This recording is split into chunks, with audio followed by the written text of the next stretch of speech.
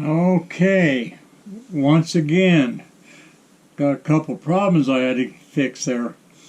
But God bless you. Turn in your Bibles to Nahum 1 and 7. And that's in the Old Testament, near the end of the Old Testament, actually. So, and in verse 7, chapter 1, verse 7, and it says, "The Lord is good." If you don't feel the Lord's good, then you don't know the Lord. Because if you know the Lord and you've been born of His Spirit, you'll rightly declare the goodness of God.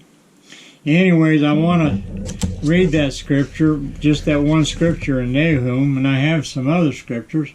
But it says that God, the Lord is good, a stronghold in the day of trouble, and He knoweth them that trust in Him. The Lord is good in the day of trouble, and He knoweth them that trust in Him.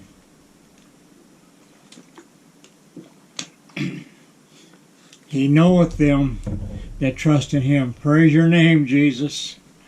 I trust in you, and you know me, and I know you. And I hope there's millions out across the globe, and I'm sure there is, can say the same thing.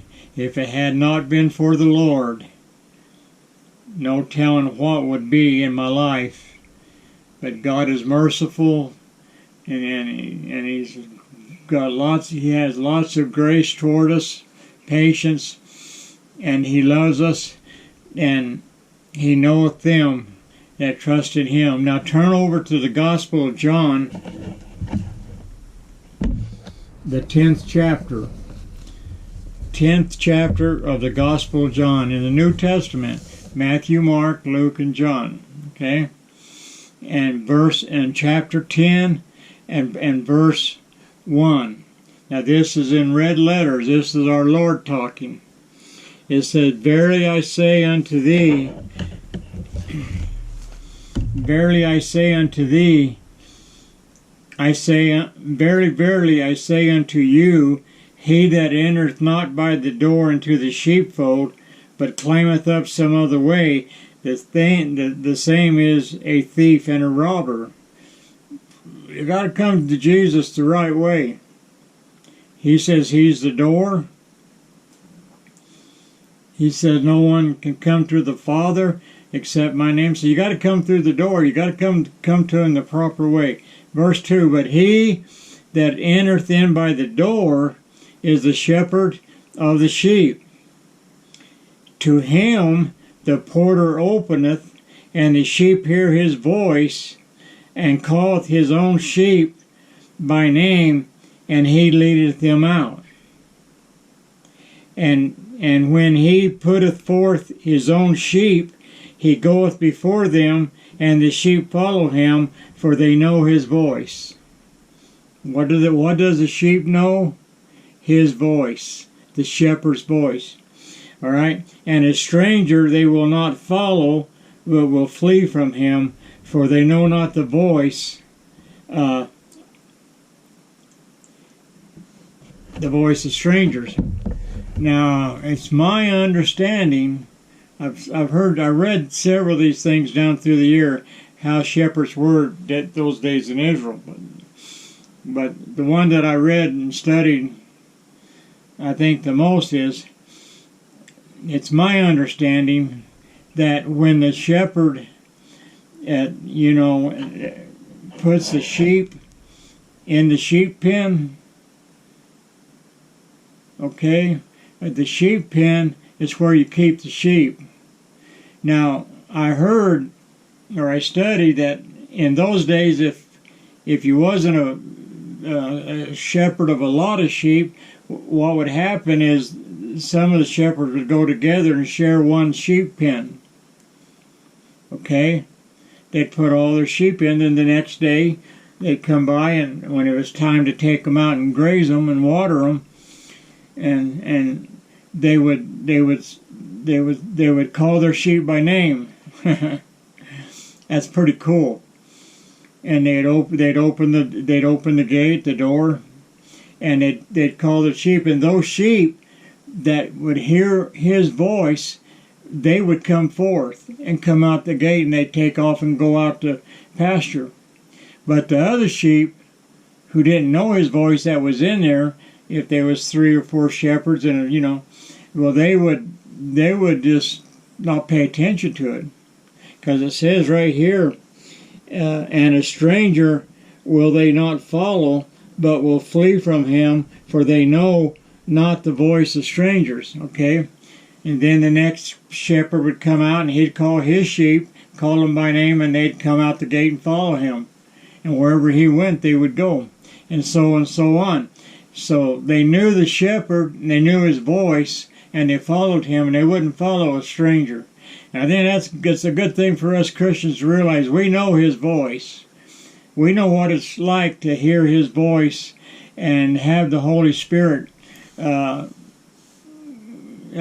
enable us to hear Jesus and his voice, and when we follow him. And we don't want to follow a shepherd that doesn't care anything for us. The shepherd in those days, they cared for other folks, other shepherds' sheep, I suppose, but they didn't care for them like their own sheep, because their own sheep was their livelihood.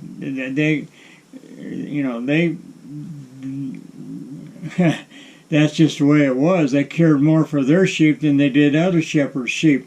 So we want to be careful, don't we? Because it says in Nahum 1:7, the Lord is good, a stronghold in the day of trouble, and he knoweth them that trust him. And in it says in verse 3 and in John the 10th chapter, to him the porter openeth, and the sheep hear his voice, and he calleth his own sheep by name. Okay? And they hear their name called, and they know that that's their shepherd, and they take off and follow him. But he knows them, and our shepherd, the great shepherd of our souls, he knows us. All right? He knows our names. If we've been added to the book of life by way of the new birth, when we got saved, our name was written down in what is called the book of life. And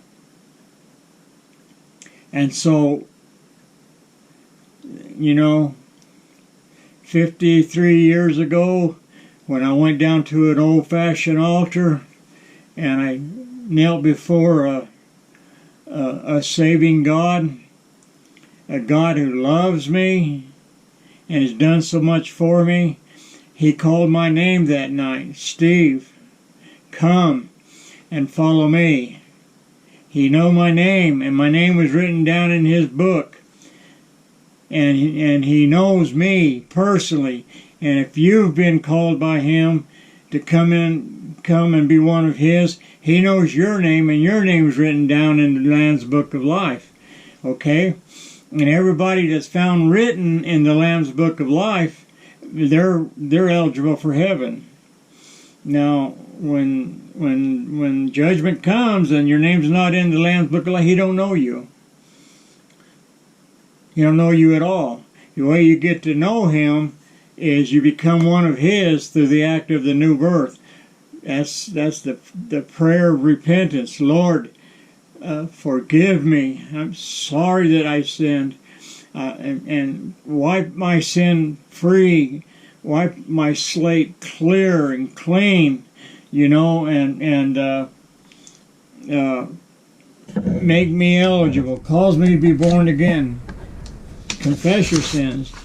You see on this piece of paper right here that I made up? Now, that's your sin. You see all those words right there? That's your sin. Okay? And when the Spirit deals with your heart, this loving God, this kind God, who's not willing that any perish, but that all should come to repentance. When you repent and say the sinner's prayer. If you believe in your heart and confess with your mouth, the Bible says you shall be saved. All right? And after you get saved, here's how it looks to God. I know you can see through that, but you're not supposed to be able to. But it's a clean sheet. All this sin that was in your life, He cast it as far as the east is from the west, to remember them no more against you. All right? And this is how you get to come to know Him. And He knows you by name. And then when He forgives you your sin, there you go, right there. Your sin has been removed as far as the east is from the west. And they're not to be remembered against you no more. Now, I'm not preaching eternal security by no means right there. All right? And so He said that He knows, the sheep know Him, and He knows the sheep. And when you repent and you get forgiveness of your sins, He takes an eraser and He erases all that sin there, and you have a clean sleep. Nothing is held against you. Nothing it will keep you from going to heaven. That doesn't mean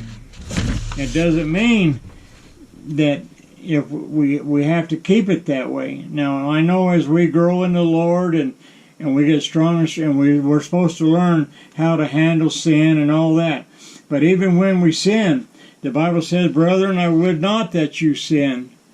But if you do sin, you have an advocate with the Father, which is the Lord Jesus Christ." In other words, He's our intercessor, and He'll fix that up. If you go to Him and say, "God, I'm sorry I did this and I did that, and I know it's wrong, but help me, and I won't do it no more."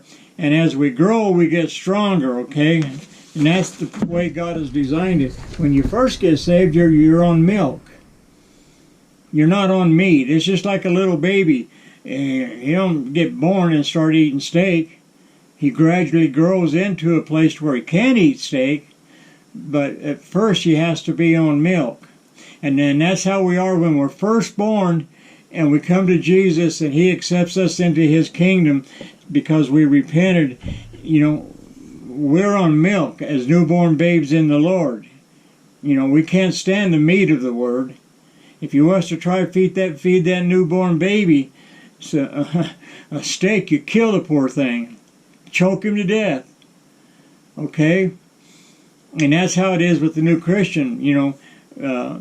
Teachers and ministers and pastors, they're to know how to handle the sheep, a newborn baby in Christ. They're not going to get into the Word and give him something that's so strong that it confuses him and he can't understand it. It scares him and all this and that and the other. But they're handling with kid gloves. They pray for him and they give him a little milk, and eventually they just start giving him stronger stuff to eat because he's getting stronger in the Lord. That's what we're supposed to do. We're supposed to be able to keep ourselves like that, and this sin won't be remembered us no more. But if we do sin, we do have an advocate with the Father, which is the Lord Jesus Christ. And he'd gladly, like one old boy said one time, if you sin, don't run from God, but run to God. And I like that. Many times I've had to run to God. And the devil will say, well, you did this, and you did that, and you acted this way and that way, and boy, have I ever. And he said, well, you might as well quit. You might as well give up because you're no good. The devil will just run you down the road. That's his job. But you just smile and you just say, wait a minute, devil. You're the accuser of the brethren. But my elder brother, the Lord Jesus Christ, He's the intercessor, and He made intercession for me because I asked Him to forgive me of those sins and that whatever it would be that I happened to do at the time. And you're no different. You'll find in your life, you'll find time when you think, oh my gosh, what did I do? And you just bow your knees, lean up against a tree in the forest, or just wherever you might be, no matter what. Just you don't even have to kneel. You don't even have to raise your hands. I feel good when I raise my hands. Because Bible says every good and perfect gift cometh from up above. And I like that. If all the good stuff comes from up above, then that's where I want to live. A lot of the bad stuff's down in the earth, hell and all that is prepared for those who don't believe, and the devil and his angels. So, anyways, he calls you by name. He knows, and then you follow him. And as you get older in the Lord, you learn it's not something that you think about. It just seems to happen. You'll say, "Well, no, I don't think that's not my shepherd leading me." Because you'll be able to understand His Word, and His Word is Him talking to you, and you know what His Word says, and that is Him talking to you. And when something else comes by, it's a little shaky, you won't recognize it. So you won't be so quick to do what that voice is saying. Because you got to remember, you're fighting a real devil. He was kicked out of heaven. He tried to dethrone God. He was a powerful devil. He was a powerful angel. The way I understand it, his name was Lucifer at that time, and he was probably the highest, most powerful angel in heaven. Now, I know Michael, the archangel, and Gabriel, they're powerful, but from what I understand, Satan was, when he decided to try to dethrone God, and I don't know whatever got into his mind to do something like that. Can you imagine that? Trying to dethrone God? You might be great, but you're not greater than God. And he found that out real quick. And a third of heaven's angels followed him. Okay?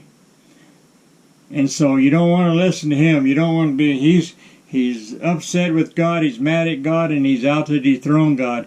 And for some odd reason, I think he really does believe he's able to do it. And that's why he makes so many attempts at God, like destroying God's people, Israel, and destroying each one of us, God's church. And in the Battle of Armageddon, when all hell is breaking loose, he's making one more attempt to destroy and discredit God. He won't do it. He'll end up in hell, where the beast and the false prophet is.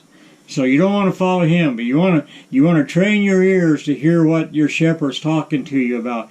And the best way in the world to do that